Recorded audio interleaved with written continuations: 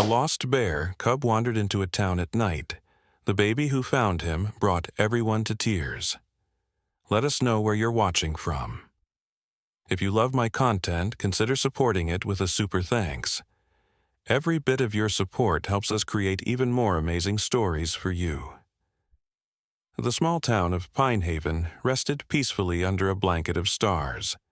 Nestled between ancient forest and rolling hills, most residents had already surrendered to sleep as the clock struck midnight. Only the occasional flicker of a television screen or reading lamp disrupted the darkness. At the very edge of town, where manicured lawns gave way to wild underbrush, stood the modest home of the Collins family. Inside, little Noah Collins, just 14 months old and barely walking, stirred in his crib.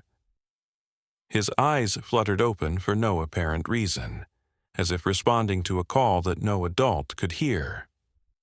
The baby boy sat up, rubbing his eyes with tiny fists, then crawled to the edge of his crib.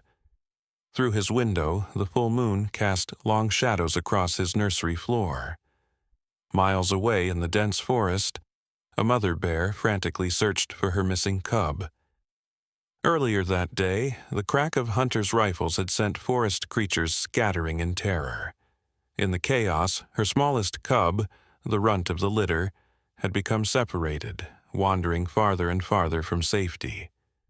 Now, disoriented and trembling with fear, the cub followed the scent of discarded food toward the sleeping town. The night air carried unusual sounds through Noah's partially open window. A soft whimpering that wasn't quite human, yet filled with unmistakable distress. The toddler's head tilted, his attention captured by something outside. With determination that only the very young possess, Noah managed to push himself up and peer through the wooden bars of his crib. At that exact moment, Emma Collins woke with a start. Mother's intuition prickled at the back of her neck. Something was different about tonight. She glanced at her husband Marcus, who continued to sleep peacefully beside her, unaware of the strange tension hanging in the air. Emma slipped from beneath the covers and padded quietly down the hallway toward her son's room. The bear cub, no larger than a small dog, stumbled through the Collins' unfenced backyard. Its dark fur was matted with mud and burrs, its eyes wide with fear and exhaustion. It sniffed the air cautiously, drawn by the faint smell of the family's earlier barbecue. Hunger and desperation had overcome its natural fear of humans. One hesitant paw after another, it approached the house. When Emma reached Noah's doorway, she froze. Her son wasn't asleep as she expected. Instead, he stood gripping the edge of his crib, completely mesmerized by something outside his window. The moonlight illuminated his face, not frightened, but filled with wonder. Emma followed his gaze and her breath caught in her throat. There, just beyond the garden, a small bear cub looked directly at their house. Its eyes reflected the moonlight like tiny beacons in the darkness. For a moment, everything was still. The sleeping town, the watchful mother, the entranced child, and the lost cub seeking salvation in the most dangerous place it could find. Emma's first instinct was to grab Noah and run. Every parental alarm bell rang loudly in her mind. Wild animal, danger, protect the baby. She took a step forward, arms already reaching for her son, when something stopped her. Noah wasn't afraid. His tiny face showed only curiosity and something else that Emma couldn't quite name. A look of recognition, perhaps, as if he somehow understood the creature's plight. "Noah, sweetie," Emma whispered, keeping her voice low and even. "Stay still for Mommy." But the toddler paid no attention. His eyes remained locked with the cub's, engaged in some primal communication that transcended species. The bear cub tilted its head, its earlier fear seemingly replaced by cautious interest. Outside, a neighbor's motion detector light suddenly flooded the backyard with harsh brightness. The startled cub stumbled backward, losing its footing on the unfamiliar terrain. It let out a pitiful cry, half growl, half whimper, that echoed through the quiet neighborhood. Noah responded instantly, letting out a sympathetic babble of his own. Before Emma could react, he pressed his small palms against the window glass, leaving foggy imprints in their wake. The cub, momentarily paralyzed by the light, stared back at the strange human creature that seemed to answer its call. Emma stood frozen between maternal fear and bewilderment. Logic told her to close the curtains, to shield her child from potential danger. But something deeper, something she couldn't explain, held her in place. The connection forming between her baby boy and the wild animal defied all natural laws. Marcus appeared in the doorway, his hair tousled from sleep. "Em, what's going—" His words cut off abruptly as he spotted the cub. His body tensed, ready to protect his family. "Don't move," he whispered urgently. "I'll call animal control." But Emma raised her hand, stopping him. "Wait," she said softly. "Look at Noah." Their son had begun to make soft cooing noises, the same sounds he used when comforting his stuffed animals. His small fingers tapped gently against the glass as if trying to reach the frightened cub. The bear, instead of running from the new human presence, inched closer to the window, its earlier fear seemingly forgotten. A sudden noise from down the street, a car door slamming, broke the spell. The cub startled, spinning around wildly before darting beneath the Collins wooden deck. Noah immediately began to fuss, his hands still pressed against the window, his eyes searching the darkness for his newfound friend. "I've never seen anything like this," Marcus whispered, a mixture of awe and concern in his voice. "It's like they know each other." Emma nodded slowly, her heart racing with an emotion she couldn't name. "We need to help it," she said finally.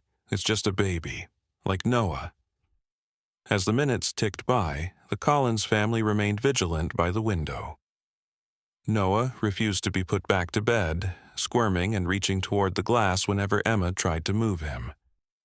The cub had emerged from under the deck but stayed close, occasionally raising its head as if checking that Noah was still watching. "Animal control won't be here for at least an hour," Marcus said, hanging up his phone. "There's been reports of a mother bear in distress near Miller's Creek. They think this cub might be hers." Emma felt her chest tighten. "She must be frantic," she whispered, instinctively pulling Noah closer. As a mother, she couldn't imagine the agony of being separated from her child. Outside, the wind picked up, carrying with it the distant rumble of thunder. The forecast had mentioned a summer storm, but no one had expected it so soon.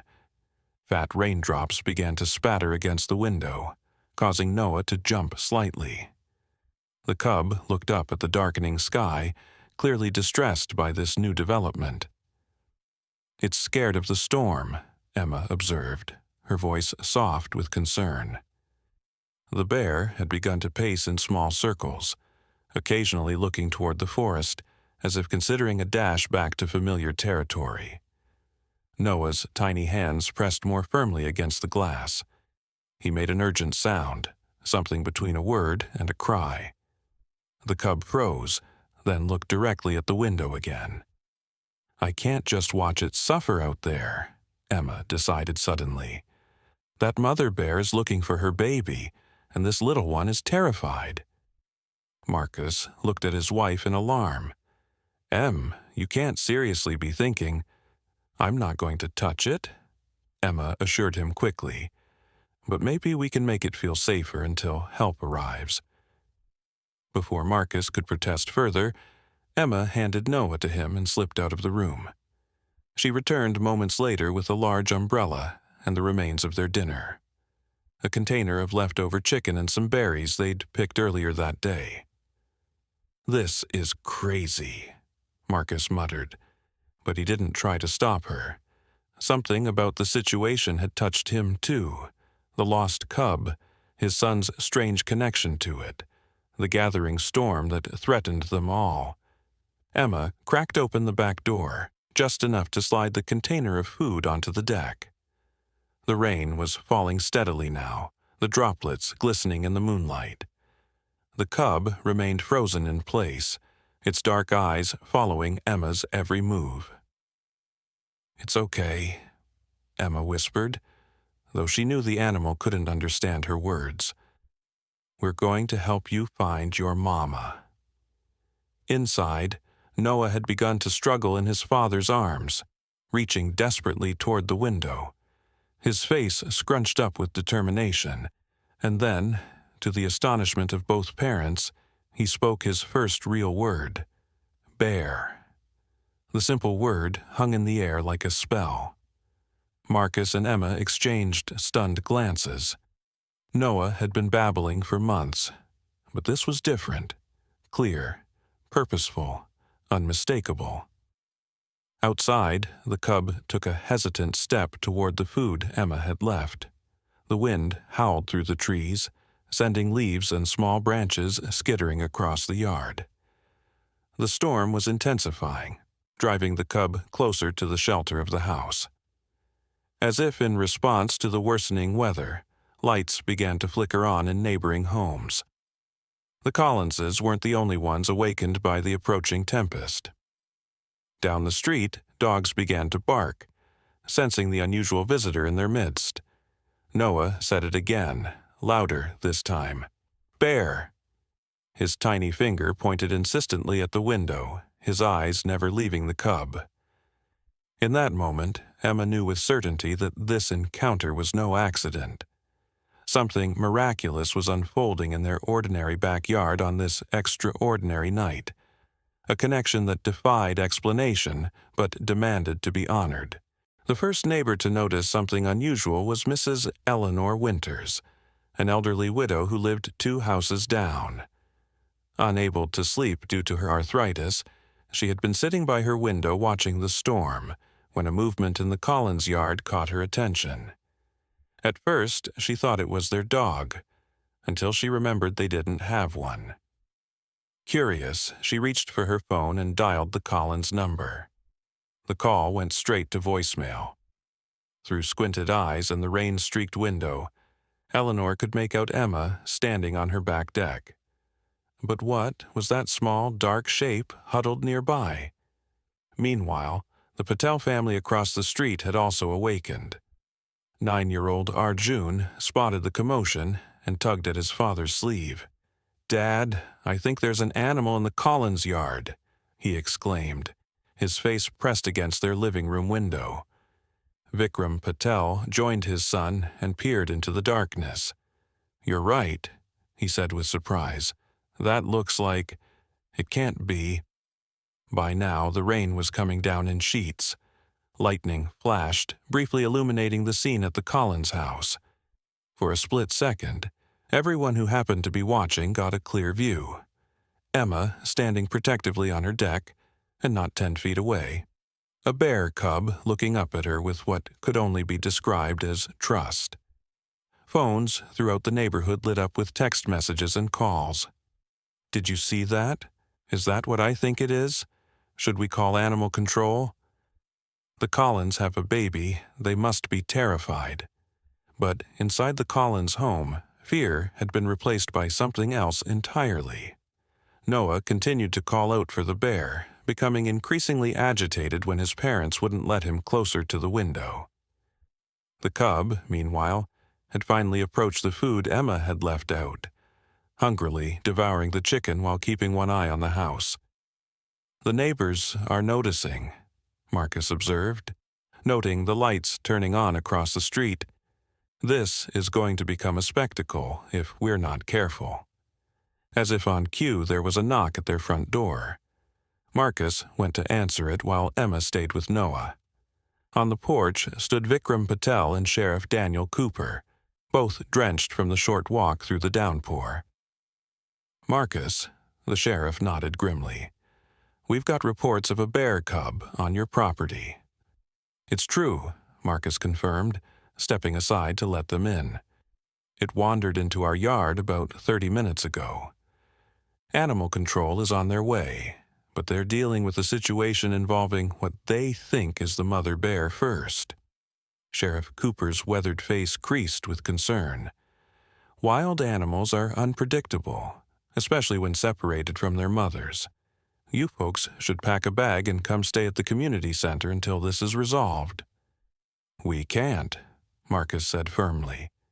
You wouldn't believe it, but, well, you should just see for yourself. He led them to Noah's nursery, where Emma stood holding their son. Noah was still transfixed by the window, occasionally pressing his palms against the glass and calling out his new word. Outside, the cub had finished eating and now sat looking up at the house, seemingly untroubled by the rain soaking its fur. "Good Lord," Sheriff Cooper whispered. "In all my years." Vikram, a wildlife biologist at the local university, approached the window cautiously. "This is extraordinary," he murmured. "The cub doesn't show any fear. And your son, they've been communicating somehow," Emma explained, her voice tinged with wonder. "Noah said his first real word tonight, bear." The men exchanged glances, unsure how to respond to something so unlikely yet happening right before their eyes. "We think the mother bear is the one they spotted at Miller's Creek," Marcus added. "If we can just keep the cubs safe until they can reunite them." A particularly loud crack of thunder shook the house. Noah startled and began to cry, not his usual fussy wails, but deep, heartbroken sobs. Outside, the cub responded with a distressed mewling sound, rising on its hind legs to peer more intently through the window. "He's upset because the bear is suffering," Emma explained, bouncing Noah gently to calm him. "He wants to help it." Sheriff Cooper removed his hat, running a hand through his gray hair. "This goes against every protocol, but Vikram, what do you think?" The biologist was already pulling out his phone. "I'm calling my research team.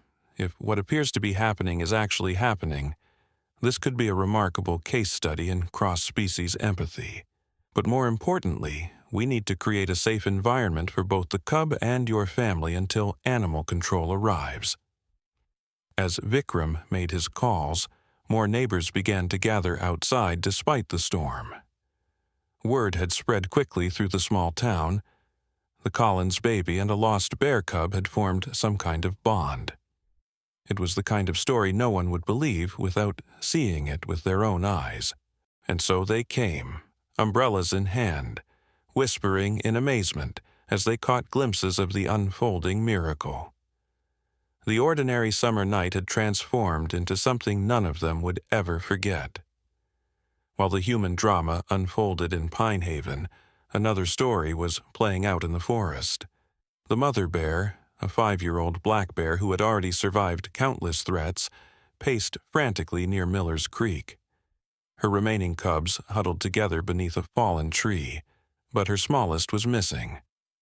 The animal control team, led by veteran wildlife officer Darlene Jackson, had been tracking the mother bear for hours.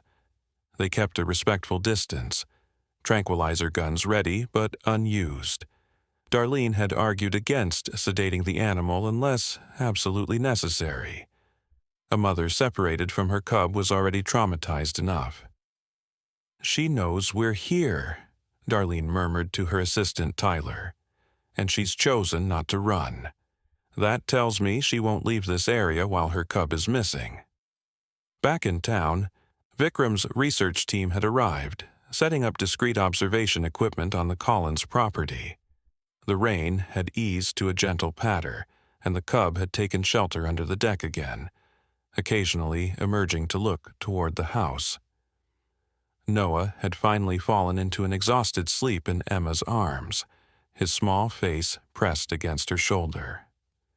The room was now crowded with experts speaking in hushed voices, wildlife specialists, a veterinarian, and several of Vikram's graduate students, all watching the cub with fascination. "We've set up a perimeter," Sheriff Cooper informed Marcus. Keeping the neighbors back, making sure no one does anything foolish. Animal control reports they're still with the mother bear, about 3 miles into the forest at Miller's Creek. Marcus nodded gratefully. Any word on their plan to reunite them? Before the sheriff could answer, Noah suddenly jerked awake with a cry. At the same moment, the cub beneath the deck began to whimper loudly. "Something's happening," Vikram said, his voice tense with excitement. He pointed to his laptop screen, which showed thermal images of the surrounding forest. "There's movement approaching from the northeast, something large." A collective gasp went through the room as the implication became clear. "The mother bear," the veterinarian whispered. "She's coming." Emma clutched Noah tighter, her heart pounding. "But the animal control team must have lost track of her in the storm," Sheriff Cooper finished grimly. "The situation just got a whole lot more dangerous." Outside, the cub had become increasingly agitated, pacing back and forth across the yard and occasionally standing on its hind legs to sniff the air. Its whimpers had transformed into excited grunts and huffs. Noah squirmed in Emma's arms, reaching toward the window again. "Bear," he insisted, his voice more urgent than before. Just then, Darlene's voice crackled over the sheriff's radio. "Cooper, we've lost visual on the mother bear. Thermal imaging suggests she's moving toward town. Repeat, the mother is heading toward residential areas. All personnel should evacuate immediately." The room erupted into controlled chaos. Sheriff Cooper began issuing evacuation orders. Vikram's team hurriedly gathered their equipment. The veterinarian prepared tranquilizer darts, though everyone knew they would be of little use against a fully grown bear driven by maternal instinct. But through it all, Emma stood transfixed by the window, still holding Noah. "Wait," she said, her voice cutting through the commotion. "Just wait." Something in her tone made everyone pause. All eyes turned to follow her gaze. The cub had stopped pacing.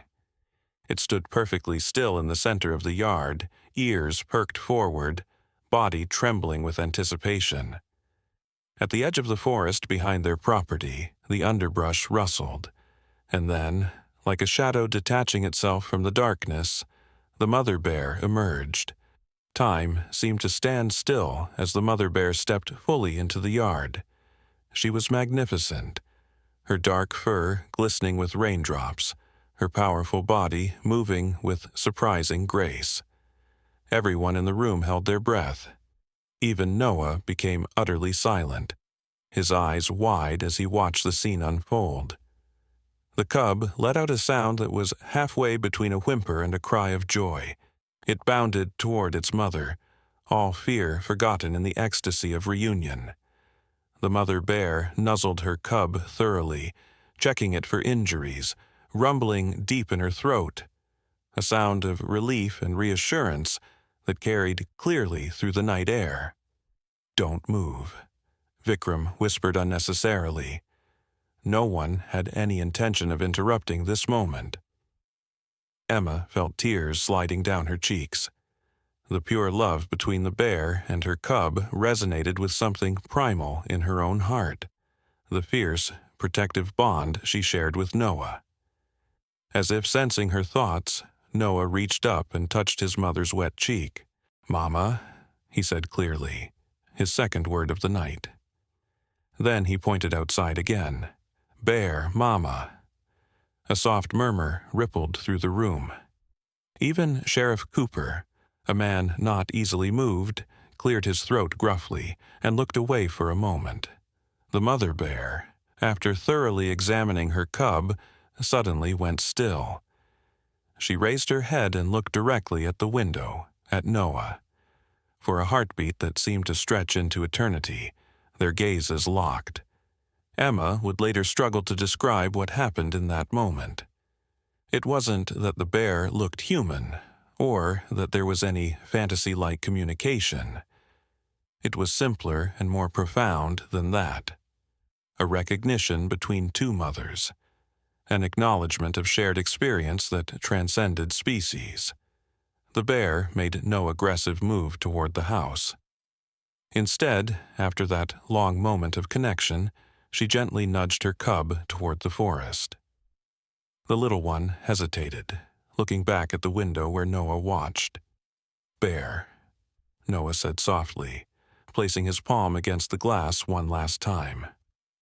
The cub rose briefly on its hind legs, as if returning the farewell, then turned and followed its mother.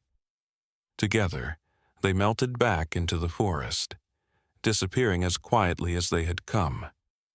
For several minutes afterward, no one spoke. The only sounds were the gentle patter of rain and Noah's soft babbling as he continued to stare out the window, perhaps hoping for one more glimpse of his unlikely friend. Finally, Darlene's voice broke the silence as she radioed in. "Visual confirmation on mother and cub reunion. They're heading northeast, back toward the deeper forest. All personnel stand down. I repeat, stand down." A collective sigh of relief went through the room, followed by a strange sort of sadness. Something magical had happened here, something none of them would ever experience again. "I should check on the neighbors," Sheriff Cooper said finally, moving toward the door. "Let them know the excitement's over." But it wasn't over, not really. As the professionals packed up their equipment and the crowd of observers slowly dispersed, Emma continued to hold Noah by the window. The toddler's eyes were heavy with sleep now, but he resisted, scanning the tree line as if expecting the cub to return. "It's okay, sweetheart," Emma whispered, kissing his forehead. "They're going home, just like we should." As if understanding, Noah finally relaxed against her. "Home," he repeated sleepily, his third word of this extraordinary night. Marcus came to stand beside them, wrapping an arm around Emma's shoulders. "No one's going to believe this tomorrow," he said quietly. Emma smiled, thinking of the wonder they had witnessed. "I'm not sure I believe it now." But the evidence was undeniable.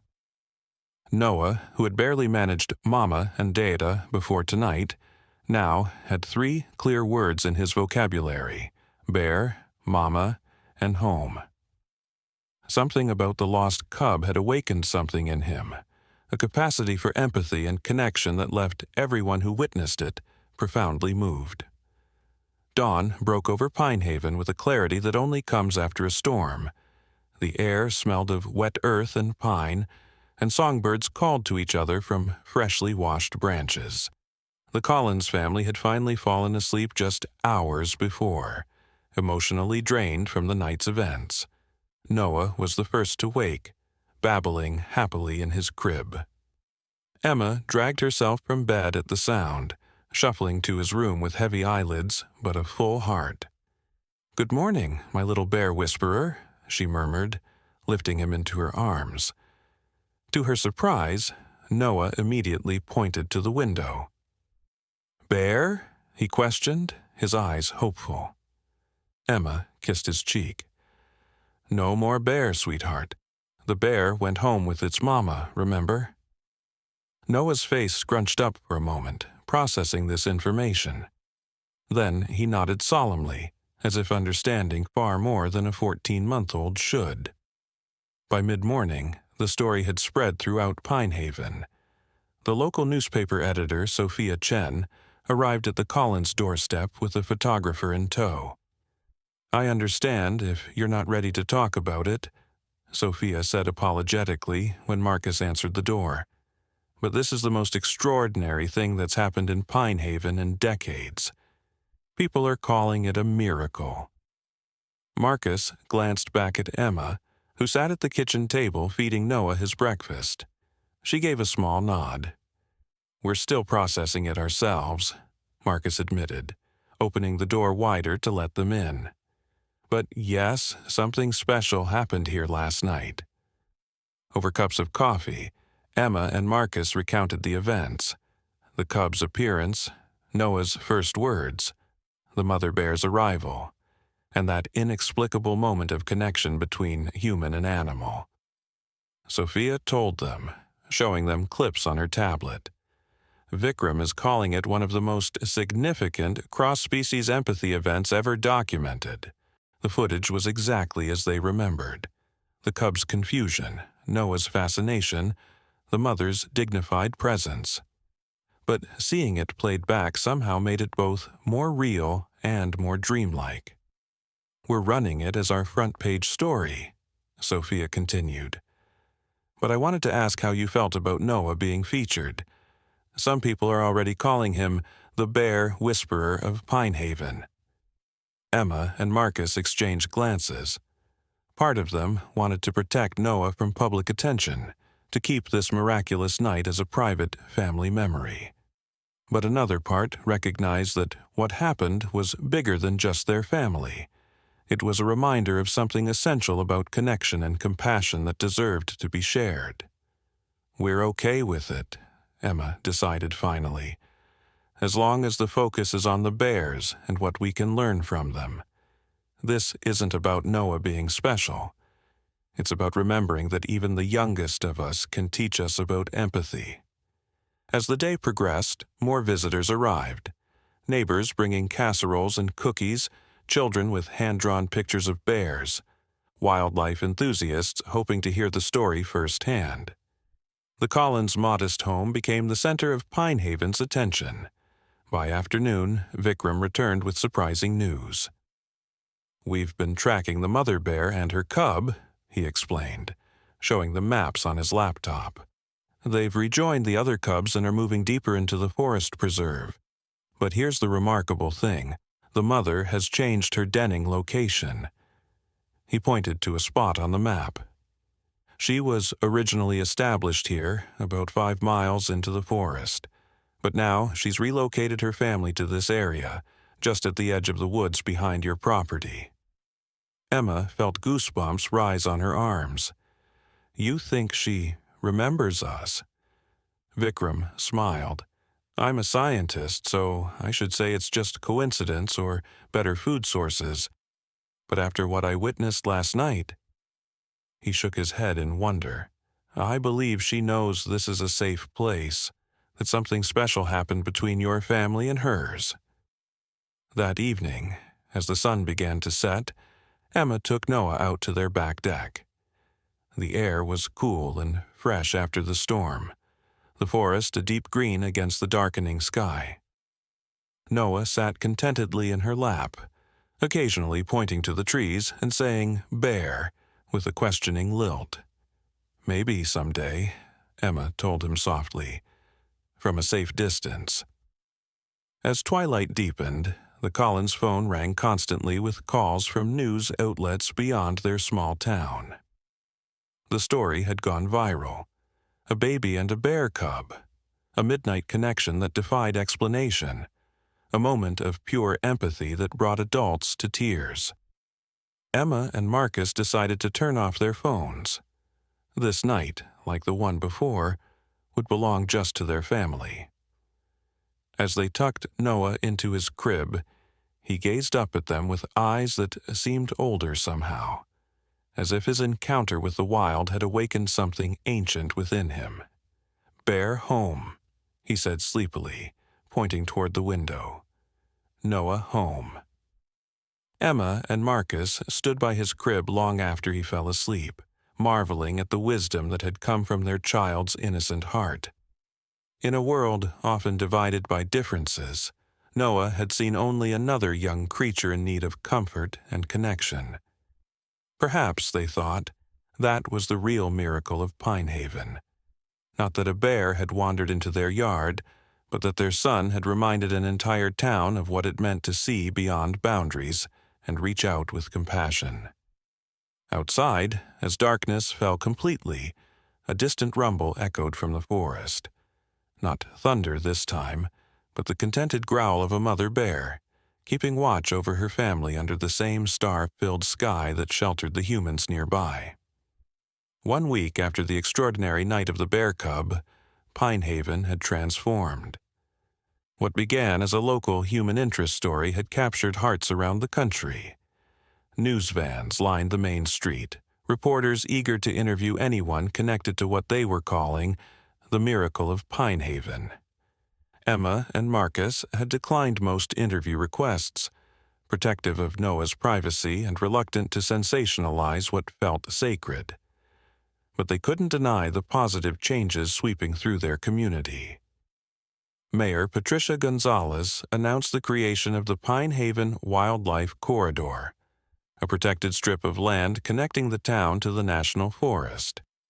Land previously slated for development would instead become a safe passage for animals, ensuring that no mother and cub would need to be separated again. What happened at the Collins home reminded us of our responsibility to coexist with the natural world, the mayor declared at a town meeting. Sometimes it takes a child to show adults the way forward. The Collins family attended the meeting, Noah perched on Marcus's shoulders. When the mayor mentioned his name, Noah grinned and called out his now favorite word, bear. The room erupted in emotional applause. Vikram Patel's research team continued to monitor the mother bear and her cubs. They set up wildlife cameras at a respectful distance, capturing remarkable footage of the family's daily activities. The smallest cub, now affectionately dubbed Noah's friend by the researchers, was thriving. Bears typically avoid human settlements at all costs, Vikram explained to a group of fascinated elementary school students during a special presentation. But this mother has chosen to remain relatively close to the edge of the forest. She keeps her cubs away from humans, as she should, but she seems comfortable with this boundary area. The children listened with rapt attention as Vikram showed them footage of the bears. One little girl raised her hand. "Do you think the baby bear remembers Noah?" she asked. Vikram smiled. Science would say animals don't form attachments the way humans do, but after what we witnessed... He paused, looking at Emma, who sat in the back of the classroom with Noah on her lap. "I believe there are connections in nature we are only beginning to understand." For the Collins family, life gradually returned to a new normal. Noah continued to surprise them with his rapidly expanding vocabulary. Bear remained his favorite word, but he was now stringing together simple sentences, far ahead of typical developmental milestones for his age. Dr. Mira Santos, a child development specialist who had read about Noah, requested permission to observe him. "I've seen cases where significant emotional events accelerate language acquisition," she explained to Emma and Marcus. "But Noah's case is exceptional. It's as if his encounter with the cub opened neural pathways that were just waiting for the right stimulus." On quiet evenings, Emma still took Noah to sit on their back deck, watching the forest edge. Sometimes, if they were very still and patient, they would glimpse shadows moving among the trees, the mother bear teaching her cubs to forage, unaware or perhaps unconcerned that gentle human eyes were admiring them from a distance. One such evening, as dusk painted the sky in watercolors of pink and gold, Noah pointed excitedly toward the trees. "Bear watching," he said clearly. "Bear sees Noah." Emma followed his gaze but saw nothing. She was about to gently correct him when a slight movement caught her eye. There, partially concealed by underbrush at the forest edge, stood the mother bear. Her head was raised, nose testing the air, eyes fixed directly on their deck. Emma's breath caught in her throat. She remained perfectly still, holding Noah securely on her lap. The bear made no move to approach. She simply stood, a silent sentinel, acknowledging their presence before disappearing back into the gathering darkness. That night, Emma recounted the experience to Marcus. "It was like she was checking on us," she said wonderingly. making sure Noah was okay just as I check on him when he's sleeping. Marcus smiled, though his expression held a touch of concern. You know, the wildlife officers say we should report all bear sightings. I know, Emma sighed, but this felt different, not threatening, more like a neighbor saying hello. As fall approached, bringing crisp air and turning leaves, Pine Haven prepared for its first annual Wildlife Appreciation Festival. What had begun as a community's response to one magical night had evolved into a celebration of coexistence and conservation. The festival's logo, designed by a local artist, featured a stylized bear cub and human child reaching toward each other, a permanent reminder of the night that changed everything. On the festival's opening morning, Emma dressed Noah in a hand-knitted sweater sent by an admirer from across the country. Embroidered on the front was a small bear cub surrounded by stars. Noah touched the image reverently, a smile of recognition lighting his face. "Bear friend," he said confidently. "Forever friend." Emma kissed the top of his head, marveling at how one unexpected encounter had rippled outward, touching so many lives. The lost cub had found far more than its way home that stormy night. It had awakened a community to the delicate connections that bind all living things. And Noah, her beautiful, sensitive boy, would grow up knowing something many adults never learn, that the capacity for understanding crosses all boundaries when approached with an open heart. As they stepped outside to join the festival, Emma thought she heard a distant rumble from the forest. Not threatening, but comforting. A reminder that just beyond the edge of their ordinary lives, something extraordinary continued to unfold in perfect wild freedom. 3 months passed, and winter draped Pine Haven in a pristine blanket of snow. The Wildlife Appreciation Festival had been a tremendous success, drawing visitors from neighboring states and even catching the attention of national conservation organizations. The Collins family had settled back into their routine, though nothing felt quite ordinary anymore. Noah, now 17 months old, continued to develop at an astonishing rate. His vocabulary expanded daily, and he spoke in complete sentences that left his pediatrician shaking her head in amazement. "I've never seen anything like it," Dr. Reynolds confessed during Noah's checkup. "His language skills are closer to those of a 3-year-old. But it wasn't just Noah's verbal abilities that had accelerated. He displayed an uncanny awareness of the natural world, stopping to examine insects with intense concentration, identifying bird calls that most adults wouldn't notice, and maintaining his special interest in bears. His bedroom walls were now covered with bear pictures, and his favorite books all featured wildlife. One frigid December morning, Emma was preparing breakfast when she noticed Noah standing perfectly still by the back window, his small face serious and intent. "What is it, sweetheart?" she asked, wiping her hands on a dish towel as she joined him. Noah pressed his palm against the frosty glass. "Bear mama sick," he said with such certainty that Emma felt a chill run down her spine. "What do you mean, honey? Did you have a dream?" Noah shook his head emphatically. "No dream. Bear mama sick in snow. Cubs scared." Emma tried to dismiss it as childish imagination, but something in Noah's demeanor disturbed her. He refused breakfast, keeping his vigil by the window with tears welling in his eyes. By mid-morning, his distress had become so acute that Emma called Marcus at work. "I know it sounds crazy," she explained, watching Noah, who hadn't moved from his position, "but he's absolutely convinced something is wrong with the mother bear. I've never seen him like this." Marcus was silent for a moment. "Call Vikram," he suggested finally. "His team is still monitoring the bears. Maybe they've observed something."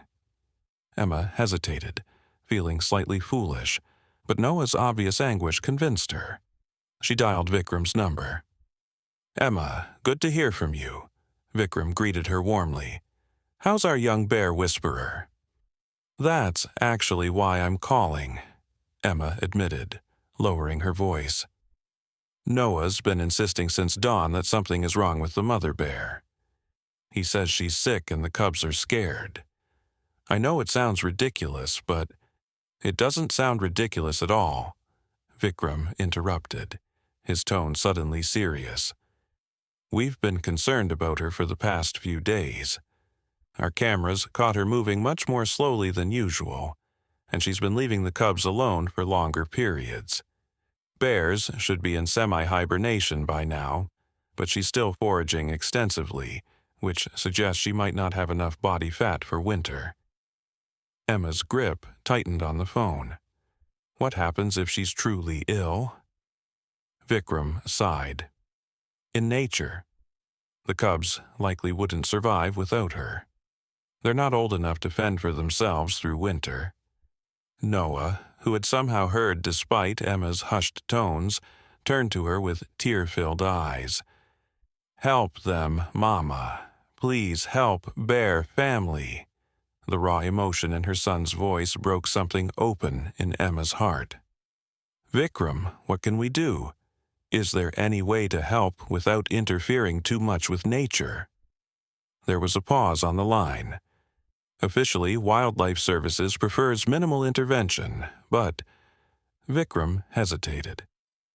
I'm heading out with my team this afternoon to check our cameras and observation posts. If you and Noah wanted to join us, completely off the record, I wouldn't object. Sometimes we need to trust connections we don't fully understand. 2 hours later, bundled against the bitter cold, Emma carried Noah along a narrow trail into the forest. Vikram led the way, followed by 2 of his graduate students carrying equipment. Fresh snow crunched beneath their boots, and their breath formed clouds in the freezing air.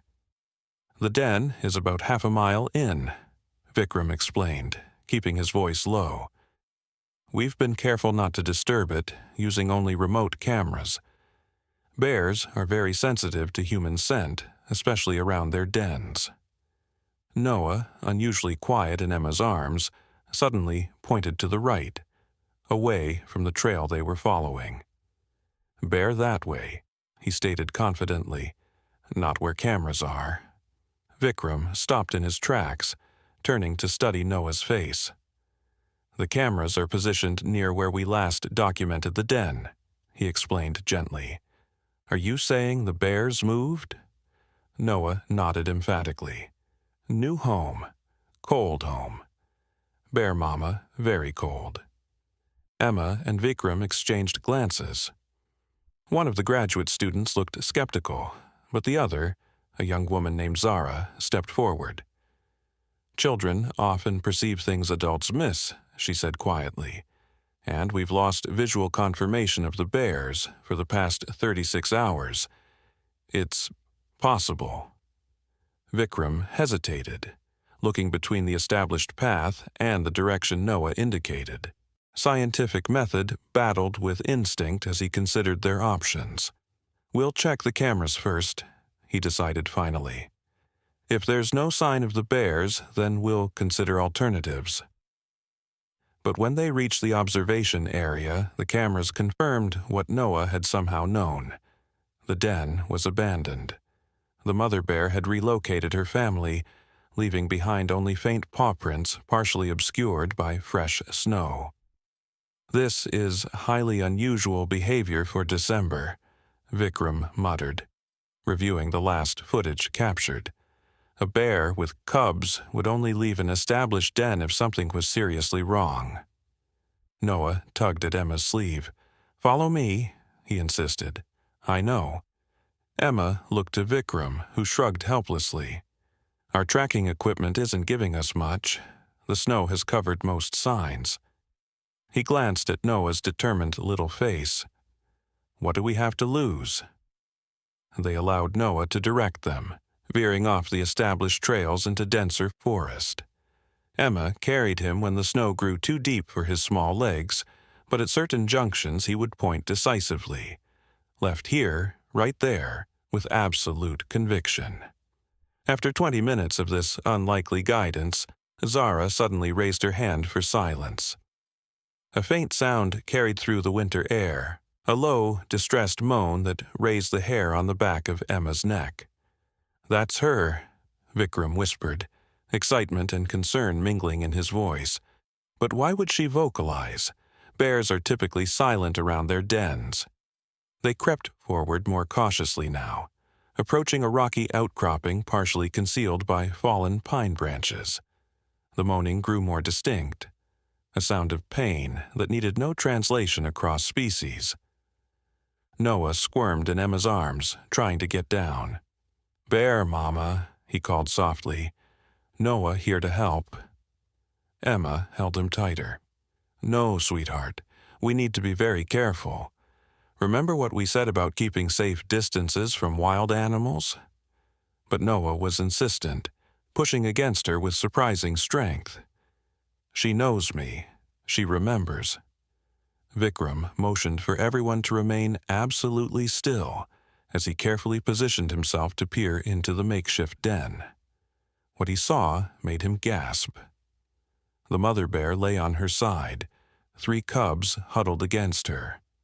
Her breathing was labored, and a dark stain matted the fur on her left flank. The smallest cub, the one they had come to know through their extraordinary encounter, paced anxiously around its mother, occasionally nudging her with its nose. "She's injured," Vikram reported in a hushed tone. "And it looks infected, probably why she abandoned the other den. Predators might have been attracted to the scent." "What can we do?" Emma asked, still restraining Noah, who continued to struggle against her. "I need to call this in," Vikram said grimly. "She'll need medical intervention. Tranquilizers, antibiotics, possibly surgery. But the cubs complicate everything." As they whispered, the mother bear's head suddenly lifted. Her nostrils flared as she caught their scent, and a low, warning growl rumbled from her throat. The cubs immediately responded, huddling closer to her except for the smallest, which continued to pace. Everyone froze, aware of the danger posed by a wounded animal protecting its young, but Noah remained eerily calm. "She's scared," he explained matter-of-factly. "Not angry, scared for babies." In that moment, something extraordinary happened. The smallest cub, perhaps recognizing Noah's scent or voice, suddenly turned toward the humans. Instead of retreating in fear, it took several tentative steps in their direction, making a soft chuffing sound. The mother bear growled again, more weakly this time, but made no move to rise. Her injury was clearly preventing her from effectively defending her cubs, a fact that both increased their danger and offered an opportunity to help. "Tell her, Noah," Emma whispered, a wild idea forming in her mind. "Tell the bear, Mama, we want to help." Noah didn't hesitate. "Bear, Mama," he called softly. "Noah, help.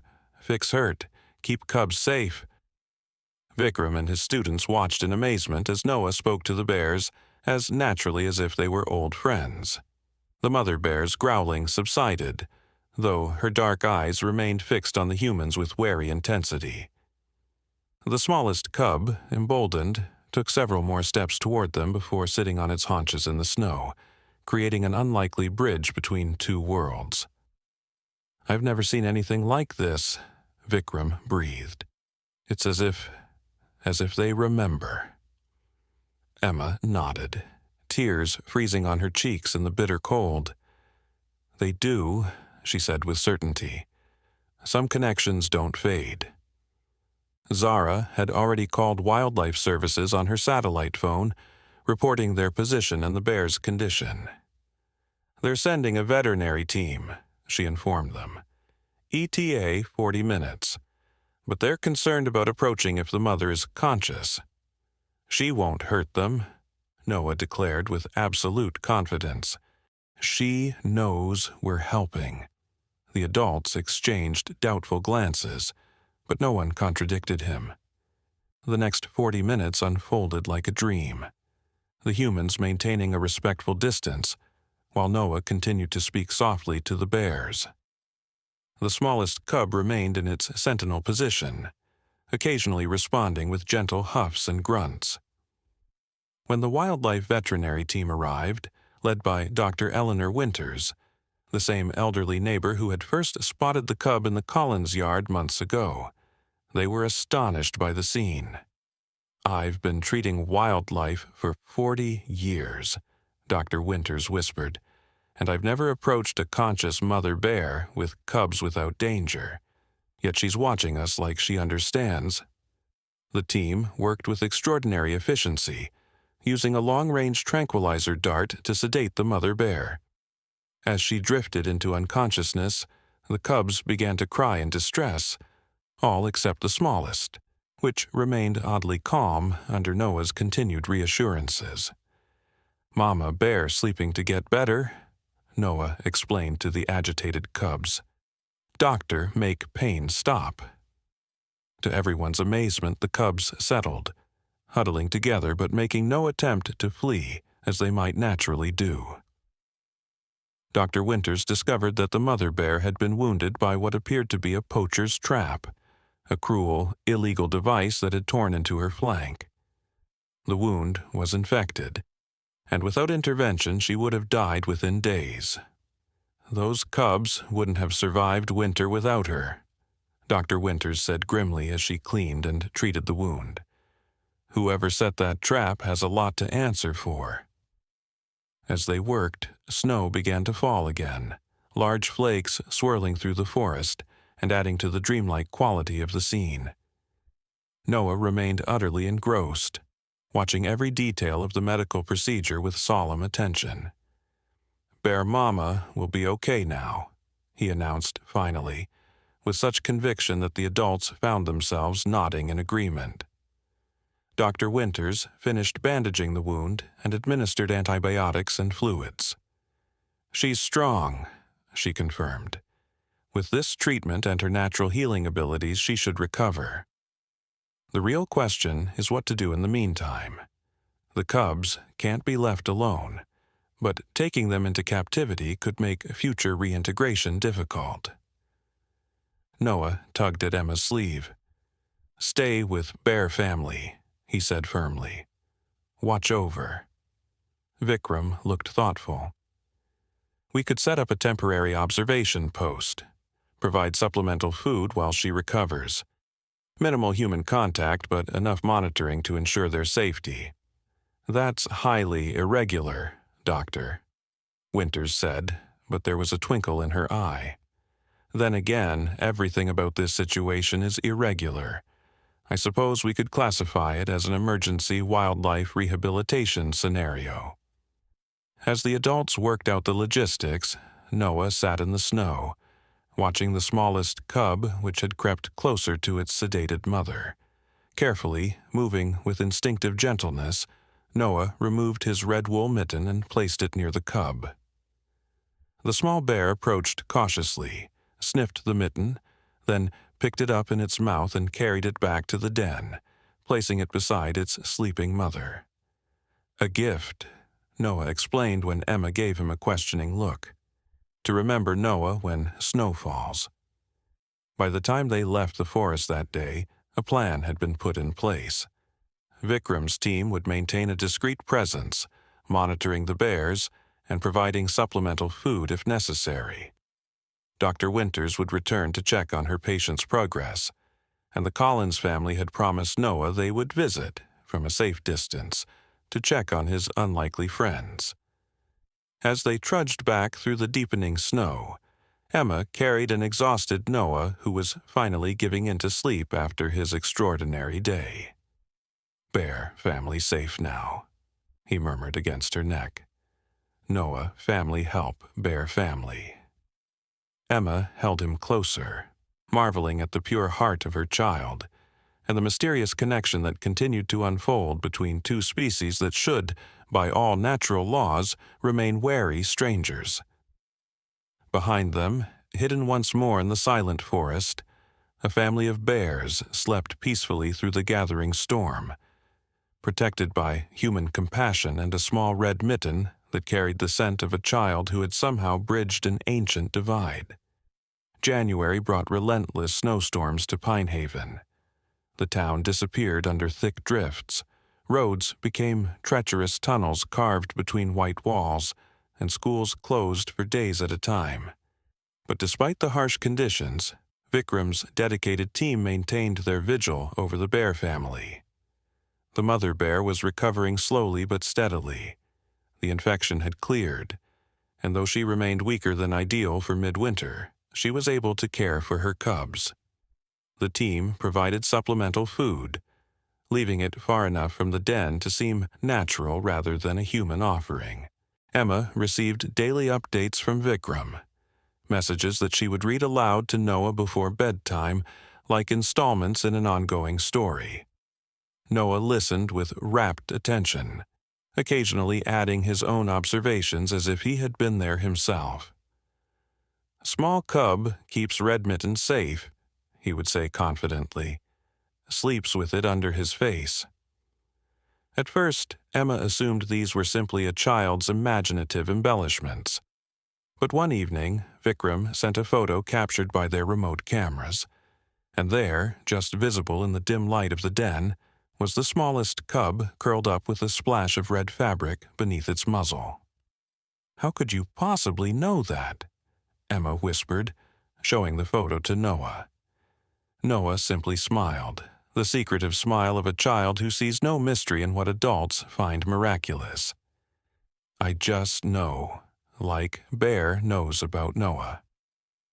As January gave way to February, life in Pine Haven slowly returned to normal. The snowplows finally cleared all the roads, schools reopened, and the daily rhythm of the small town resumed. But beneath this normalcy, something else was stirring. Something far less benevolent than a child's connection to wildlife. The first hint came in the form of an angry letter to the editor in the Pine Haven Gazette. The writer, identifying himself only as a concerned citizen, complained bitterly about resources being wasted on wildlife protection instead of human needs.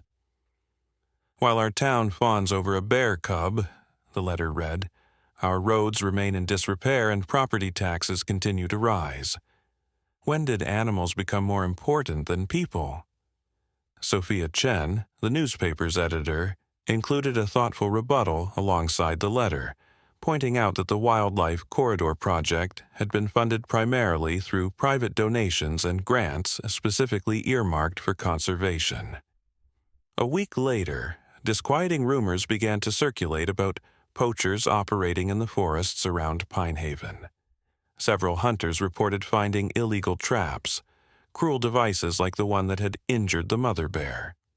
Sheriff Cooper increased patrols along the forest boundaries, but the perpetrators remained elusive.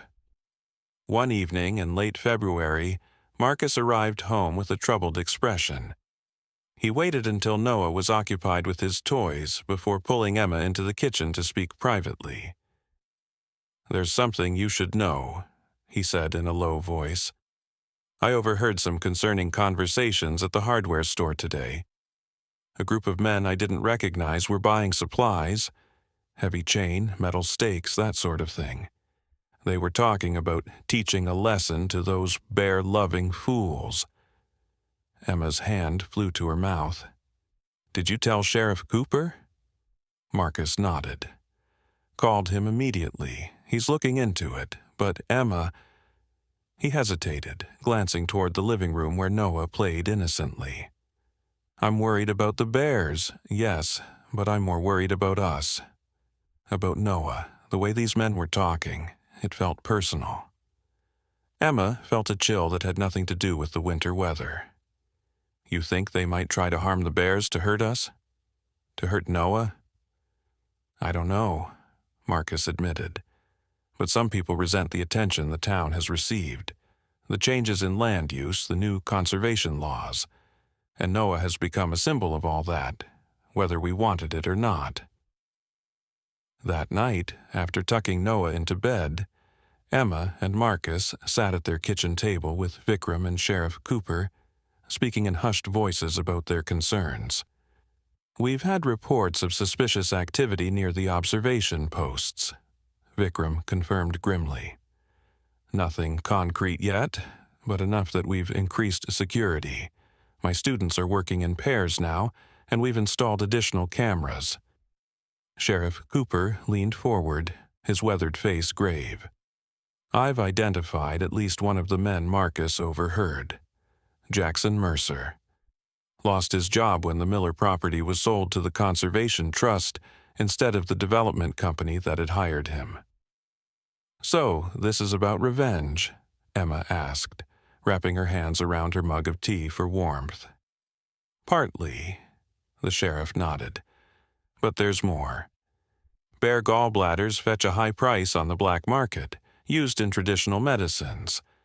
A mother bear and 3 cubs represent a significant payday for poachers, and they know exactly where to find them, thanks to all the publicity." The conversation continued late into the night, plans made and contingencies discussed. When Vikram and the sheriff finally left, Emma checked on Noah one last time before going to bed. He was sleeping peacefully, one arm wrapped around his favorite teddy bear, his face illuminated by the nightlight's soft glow. But as she leaned down to kiss his forehead, Noah's eyes suddenly opened. "Bad men coming for bear family," he said clearly, showing no signs of having been asleep. Noah must warn them. Emma sat on the edge of his bed, smoothing his hair back from his forehead. "It was just a dream, sweetheart. The bears are safe. Vikram's team is watching over them." Noah shook his head stubbornly. "Not a dream. Bad men with chains want to hurt bears." His small face crumpled with distress. "Bears need to move, find new home." Emma felt the hairs rise on the back of her neck. There was no way Noah could have overheard their conversation in the kitchen. His room was too far away, and they had been careful to speak quietly. Yet he had mentioned chains, the very item Marcus had heard the suspicious men purchasing. "Try to sleep now," she said gently, trying to keep her voice steady. "In the morning, we'll call Vikram and tell him about your dream." But Noah was already climbing out of bed, pulling on his slippers with determined movements. "No time for mourning. Bears need to move tonight." Emma was about to insist he return to bed when a sudden crash from downstairs made her jump. Noah looked at her with wide, frightened eyes. "Bad men here," he whispered. Before Emma could respond, Marcus appeared in the doorway, his face pale. "Someone just broke our front window," he said tersely. "Get Noah, we're going out the back way." Emma swept Noah into her arms and followed Marcus down the hallway to the rear stairs. Through the kitchen window she could see flickering lights in their backyard, torches or flashlights moving among the trees. "I've called Cooper," Marcus whispered as he eased the back door open. "But it'll take him at least 10 minutes to get here. We need to get to the car." Snow crunched beneath their feet as they stepped outside. The night was clear and bitterly cold, stars sharp as glass shards in the black sky. Emma clutched Noah tightly, her heart pounding as they crept toward the garage.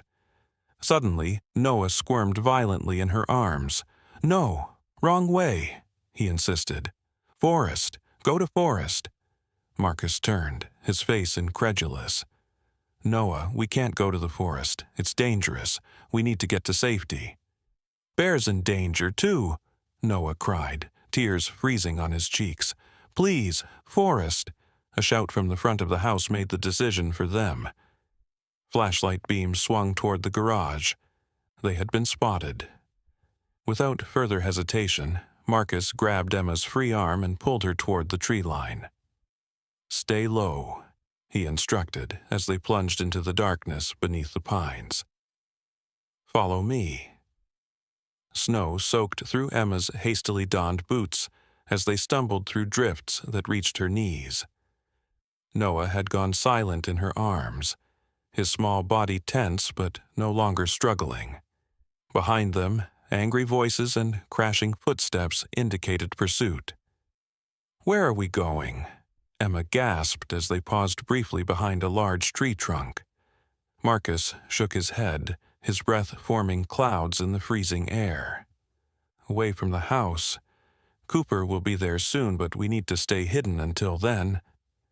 Noah tugged at Emma's coat collar.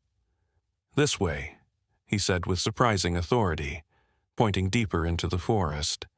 "Bare path, safe path." Emma and Marcus exchanged glances.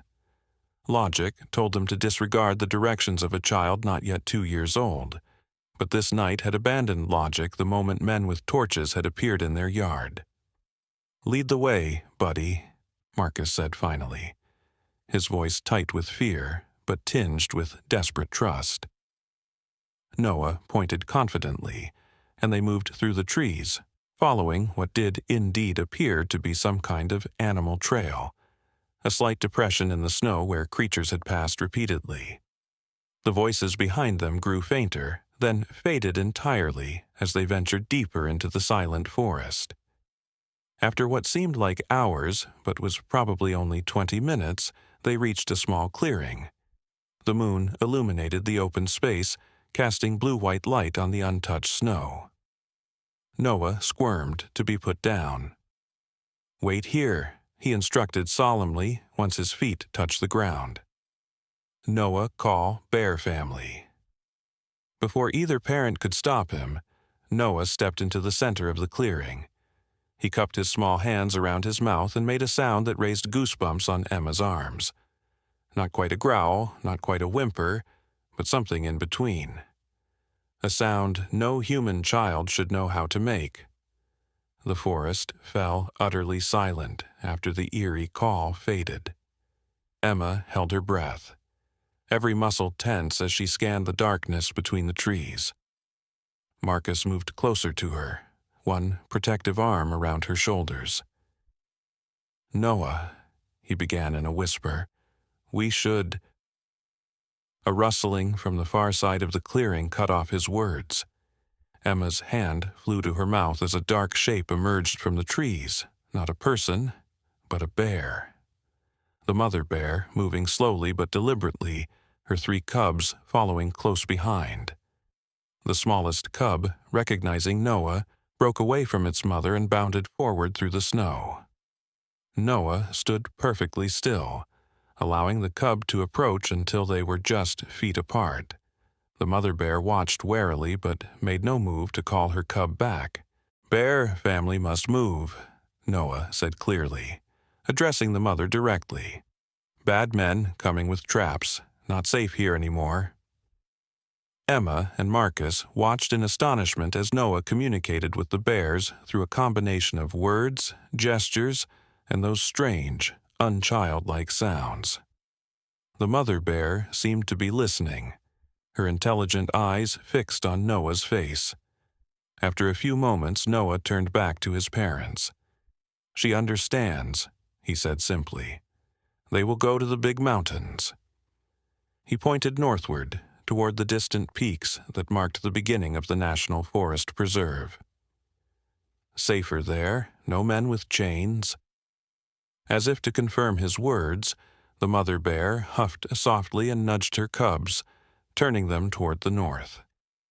The smallest cub hesitated, looking back at Noah with what Emma could only describe as reluctance. Noah smiled and waved. "Goodbye, bear friend. Be safe." To Emma's amazement, the small cub raised one paw in what looked remarkably like a wave before scampering after its mother and siblings. Within moments, the bears had disappeared back into the forest, leaving only their tracks in the snow as evidence they had ever been there. Noah returned to his parents, his face solemn but peaceful. "Bear's safe now," he declared. "We go home?" Marcus lifted him up, hugging him tightly. "Not yet, buddy. We need to wait a little longer. Make sure the bad men are gone, too." They found shelter beneath a large pine tree, brushing away snow to sit on its dry, fallen needles. Emma wrapped her coat more tightly around Noah, who showed no signs of distress despite the cold and danger. "How did you know?" she couldn't help asking. "About the men?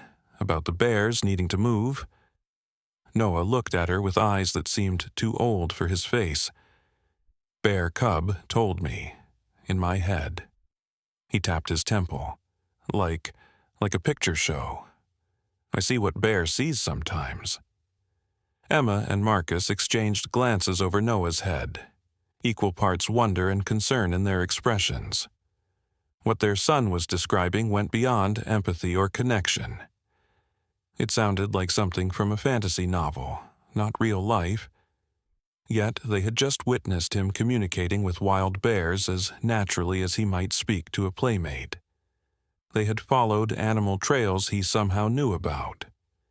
They had escaped men who meant them harm, guided by their toddler's inexplicable knowledge. "Is it always the bear cub?" Marcus asked carefully. "Or do you see pictures from other animals too?" Noah considered this, his forehead wrinkled in concentration.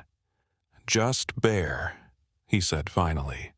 "Special Bear, my friend." The distant wail of sirens broke the stillness of the night. Sheriff Cooper and his deputies had arrived at their home, no doubt finding the broken window and signs of intrusion, but no family to protect. "We should head back," Marcus said, rising stiffly from their sheltered spot. "Let them know we're safe." As they made their way through the moonlit forest, retracing their steps through the snow, Emma carried Noah, who had finally succumbed to exhaustion. His head rested heavily on her shoulder, his breathing deep and even in sleep. "What happened tonight?" Marcus began, then faltered, unable to find words to encompass the strangeness they had witnessed. Emma nodded, understanding his bewilderment. "I know. It's beyond explanation. Beyond belief, really." She looked down at Noah's peaceful face. "But I think we need to accept that there are things in this world we don't understand, connections that science can't explain. And our son is at the center of one such connection," Marcus concluded softly. "What does that mean for him? For his future?" Emma had no answer. As they reached the edge of the forest, they could see flashing police lights illuminating their backyard.